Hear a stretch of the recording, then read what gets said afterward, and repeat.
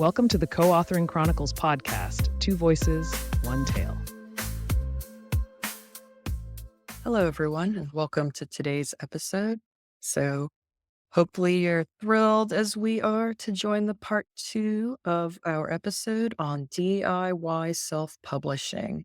Given the impending shutdown of Kindle Vella, we've decided to create a whole series about choices you might want to consider when looking at another platform. And as I stated in our last episode, you want to go back to the beginning and think, hey, do I want to self publish? That's what this episode's about. So, we've already covered in part 1 the business strategy, which covered topics such as, how to make money, how to build your marketing campaign and reach your audience. And today we're going to cover more of the technical aspect of things, which is, how to set up a website, how you want to control your content delivery, how you want to do user access, as well as, user analytics so that you can try to fine tune how your approach is with your site and stuff. So there you have it, Steaphan. Site and stuff. Yeah, I've been messing around with the internet for years. I recognize that it takes skills to set a lot of these items up. Now, I don't want to say skills. It just takes know-how. It takes rolling up the sleeves and having the time to do these things. I don't think any of what we're going to cover in today's age is overly complex from a just being able to figure it out perspective, doing it and having the time. Because if we contrast this, like if we were to say 20 years ago, if you were to stand up a website and have commerce on it, it would be a lot of work because there wasn't the services out there to help you accept credit cards. And then, oh, well, okay, I want to do direct bank drafts for electronic. There weren't services to do that unless you were a bank or something. You'd have to build that. It's not the case today. Today, on all these topics we're going to talk about, it's which services do you want to use? Do you have the time or do you have more money to hire out to get help to implement these than just doing it and going wide with your serial fiction? Mhm. And to provide the immediate contrast, if you were somebody who was publishing on Kindle Vella, this was just about everything Kindle Vella did for you, and you Yeah. just provided the content. So it's an interesting topic, I think.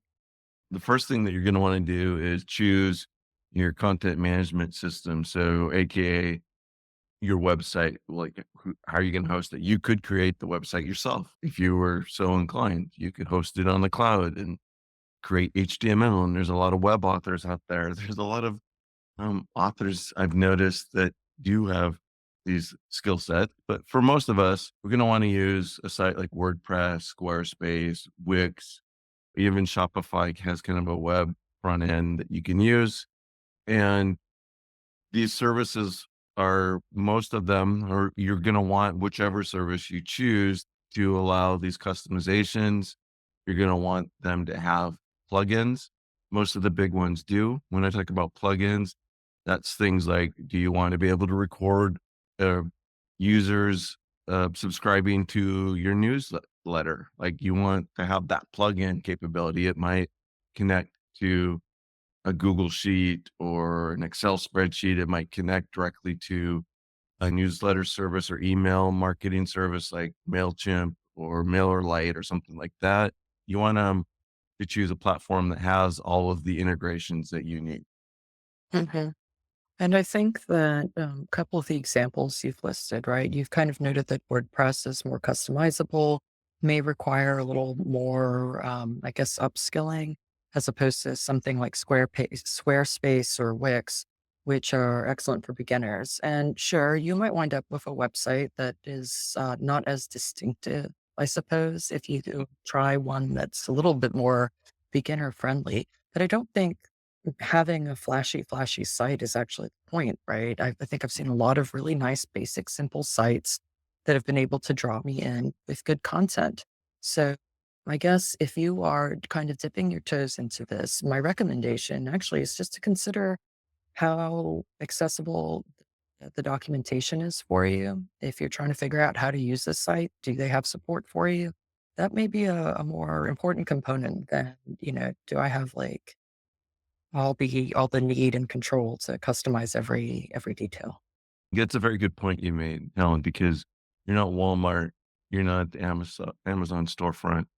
Your readers coming to your site because they want to know what you're writing next, or they want to be able to buy what you've written, or they want to get your merchandise.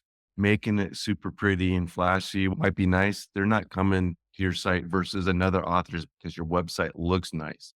What you want, but as I say that, you want to make it super, super simple. Like your books and merchandise should be right up front.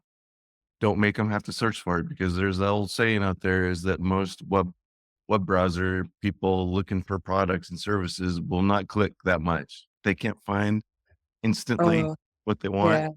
yeah. It's a UI UX principle. Yeah. You want to try to keep everything basically on the first visible page. The moment they have to scroll, you're automatically losing audience members. That's actually a verifiable UI UX design component. So definitely consider that. But to your point, we are still here to make sure our product gets out. So I think the two other components, right, about e-commerce or payment setup were really important. Are these things that you have to check in for plugins, or how would you recommend people evaluate that? Yeah, definitely for most of us, it's going to be plugins that we use, and the platform that surfaces those, as you said, ease of implementing these different plugins, and really being able to do the web design part for you so that you don't have to figure out how to make things flashy and nice, which leads to the e-commerce part, which are those plugins. You want the buy buttons, whether it's Shopify buy button. Most services, even if you were, say, publishing serial fiction, but you also publish novels, like even Amazon has a buy button. They're embedded code that you put in these Mhm. sites that are integrations. So PayPal, credit card payments, Stripe, Square, these are all e-commerce integrations that you want to look at. Make sure you have those categories. And then furthermore, are there plugins for you to do physical like forms, so that if someone wants to buy some of your merchandise, your physical merchandise, a print book or a bookmark or whatever, a form-based system where you can create orders, capture that data in a secure way, because many of us, we're in the United States. There's a lot of GDPR rules about what information you can capture and keep and store. Using these services to help you will keep you compliant, and then also give you the automation to actually deliver to your readers. Yeah, and what I love about Stefan mentioning GDPR, for people who haven't heard about it, it's actually it's a European data compliance and kind of privacy regulations that they spread out. And to be honest, if you're going to be managing that kind of thing for international business, EA, congrats, you have international business. But B, you're not necessarily going to be a compliance expert. So Yeah. you might want to consider offloading that. So yeah, what I want to tie back when we kind of think about this kind of website setup and management is, if you listen to our prior episode on your business strategy, effectively, whatever it is you've decided to do as part of your business strategy for your monetization, for your audience engagement, I think the bottom line is you need to make sure that the website you pick supports those business goals that or in some combination supports those goals. So Last note is make sure that you have secure financial transactions with however you accept payments. And yeah. All right. So then next, we're going to talk about, delivering the content. So folks have found your content, they've paid for it. How do you get what they've requested to them? So the first part is content scheduling. There's tools out there to help you set up automatic delivery of newsletters. There's a million of them, depending, like a MailChimp and MailerLite, which can do scheduled newsletter delivery. But there's many other services out there for regularly delivering your blog content or any of the other types of digital type of assets that you're going to send your readers, you want to do that. The thing about scheduling is be consistent. That's the main thing. You have super fans. They're going to want to see something at least weekly, if you can, bi-weekly, sure, doable. But once you get into monthly or every other month, you're probably not going to maintain your super fans that way. Have a scheduling system, whether it's manual or automated, to get your content out. All right. So now that you've thought a little bit about ensuring you have the website components that support your business strategy, let's talk about user analytics and feedback. So, a lot of these services will actually come with some level of user analytics, which will tell you things like how many clicks or views you're getting on certain pages. Some of the more advanced stats may provide like duration of time on your page or tell you what countries they're coming from. Stefan, I know there's even beyond some of the ingrained platform tools. I think you can Mhm. go for additional analytics. This is a personal story. When I first started doing this business, I had a lot of analytics, but I was using it completely wrong. I mean, I was like, okay, I can see, oh, this is what people are clicking on and stuff like that.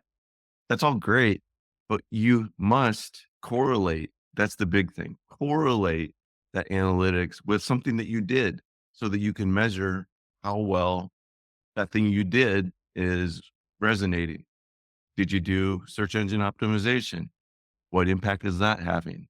Did you do an ad? Okay, what are the effects of that ad? And what, so you want to correlate your analytics with something that you did that time that you did that thing and then measure how well it's working. But there are many different tools. You mentioned Google Analytics. There's Hotjar, Motamo, and there's yeah, all of the mail services have analytics because they embed codes into your newsletters so you can see when people open them, how long they read it, things like that. And then you can export out this analytics into your own dashboards if you so desire. You could use tools, Tableau, Power BI, many of them out there, and then build your own kind of dashboards if you were inclined. But basically, you want to capture that user behavior and see what people are doing on your digital properties, your websites, your blogs, and then oftentimes the almost all of the platforms, the web platforms, also have built-in analytics as well. But you can also add additional. For example, let's say you have a payment gateway like PayHip, and you're also allowing digital distribution and purchasing on PayHip. You can integrate their analytics with your analytics on Google Analytics, let's say, and combine all of the different sites into one centralized view. So that's very powerful. Did you want to talk about community engagement?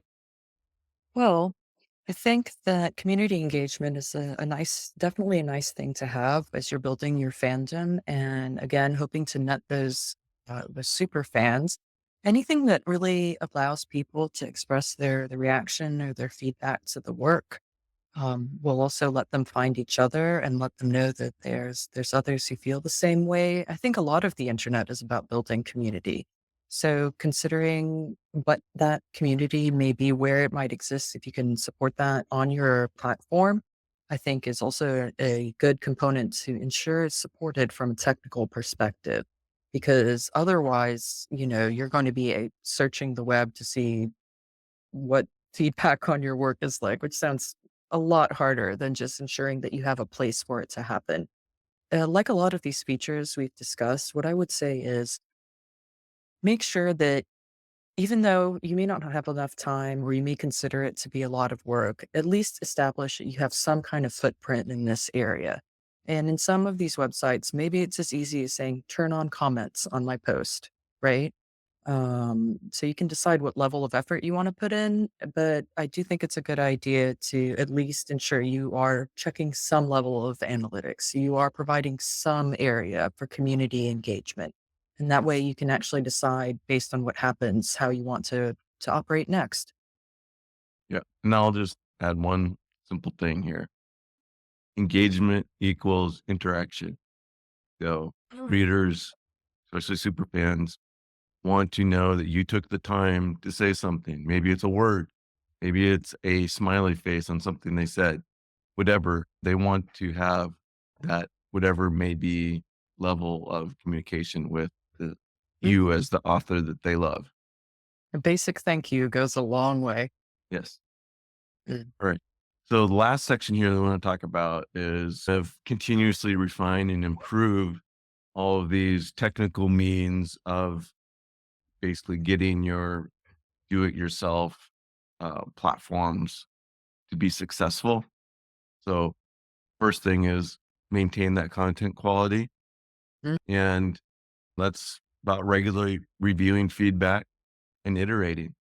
Do your readers say it's hard for them to find your books on your website because you buried it on a hidden place on your site? Fix that. Is the print too small? Is there's on and on and on. What are the benefits you think, Helen, doing all this quality Oh, news? content quality check. I find what's actually really nice is a lot of times because you are DIYing it, if you've got a relatively friendly person that you trust, it doesn't hurt to just have them give a spot check because anybody can be a consumer. So when we talk about things like is the buy link buried, consider two things for website design. It's important to allow people to be able to make their own choices about how they want to navigate your site. And what that means is all of your clicks should be clearly visible, clearly labeled. So you don't have to bury, like you may think, I don't like self promotion. I'm going to hide, as you say, I'm going to hide the buy link until they've seen enough of my content to really make them worth it. Don't do that to you. Don't take that choice away from your audience. So just get somebody who's friendly to maybe give a review or say, "Hey, I can't find this button," and then check your website and make sure those links are there for people to click on if they want, right? That's what I would that's what I would say about it. Other areas, just as a physical storefront, sometimes we want our digital storefront to be fresh. What I mean by that is keep things new, add different things, new content, new offers, new. Obviously, we're authors, so we publish new books or titles. So Mhm, you want that newness to show up front, and also think about different venues or formats that you might be able to offer as well. Not really in the nearly like in the quality part, but it's about diversifying your product offerings. Is it now time to start thinking about doing an audiobook mhm, or audio narrated episodes of your serial fiction? Different universes or different sort that really gets into what are you going to do as an author side of it, but definitely keep your websites and everything fresh with new information. mhm. If the reader goes to your site and it looks the same every single time, they're just gonna not they're not Come gonna to start your clicking. website. Yeah, Exactly. You want to reward people for coming to your website. It doesn't take a whole lot of effort, in my opinion, or but judge as you will, to maybe put up a new blog just saying, "Hey, here's things how things are going this week for me, and this is what I've been working on." I think you can't underestimate the power of just having a little tidbit or a little piece of content or a little bit of, update because it does bring some joy to your reader's life, right? They do want to engage with you. So keeping your website fresh, it's like a little reward for everyone involved. definitely.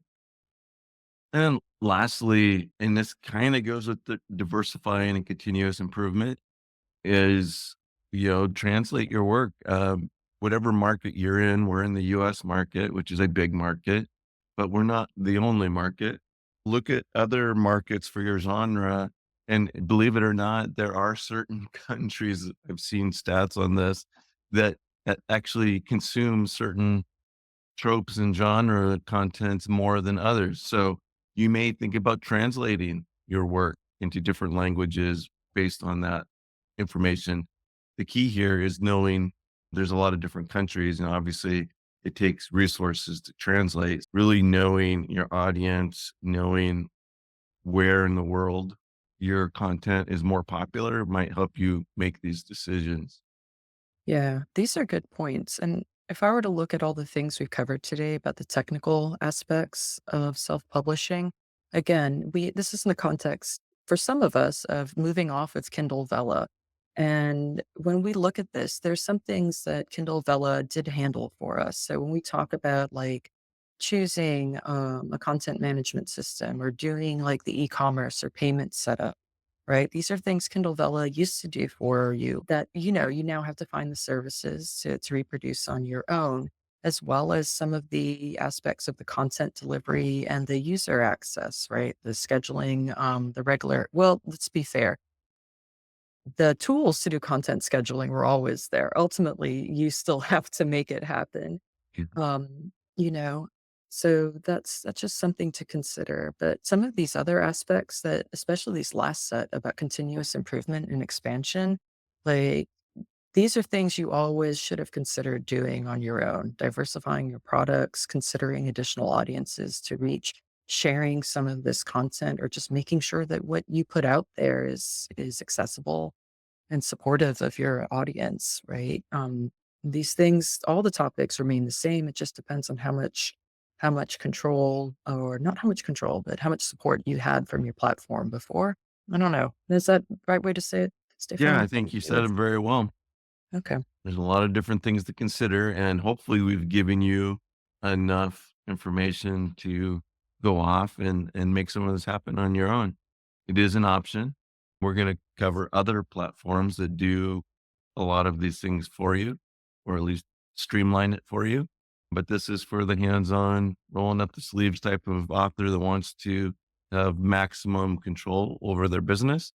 Hopefully these part one and part two topics have helped you out. And with that, I'd like to say thank you for listening, and we'll talk to you soon. Bye. We hope you're enjoying this podcast. You can help others find us by rating this show, leaving a review, or sharing a link. We invite you to read our serial fiction, In the Arms of the Void, available on Kindle Vella.